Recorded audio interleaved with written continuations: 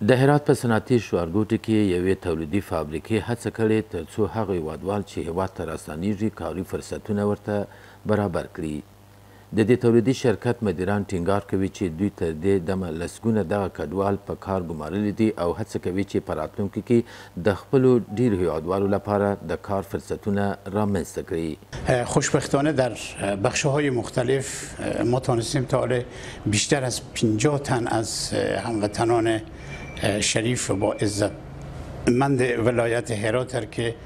از ایران عودت کردن به کار استخدام بکنن و عملا در پشت سیستم یا بخش‌های تولیدی ما به کار مصروف شدن. وظیفه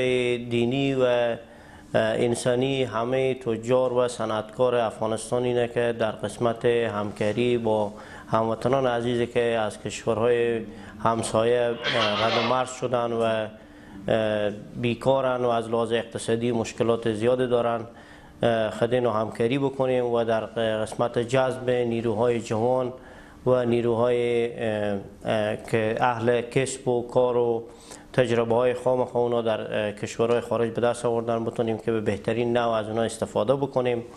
د هرات د صنایعو او کانونو خونه او په دې ولایت کې یو شمېر نور صنعتکاران هیواد ته د راستنېدونکو کډوالو د راجلبولو د پروسې د دوام خبر ورکوي او ټینګار کوي چې په راتلونکي کې د کډوالو د ظرفیت څخه د ګټې اخیستنې لپاره نور پروګرامونه هم تر کار لاندې دي. ما به مردم خو و عودت کننده‌های عزیز خو وعده دادیم که ما 10,000 نفر جذب میکنیم. همین روزمره ما افراد را جذب میکنیم از کارخانه‌های این کارخانه هست که تا 300 نفر جذب کردم یک کارخانه و مهاجرین ما جذب کردیم. حدودا ما تقریبا بگیم که تا 4.5 تا 5,000 نفر ما جذب کردیم به شرک صنعتی. خیلی خوب فنی تر از کارگرایی که داشتیم با ما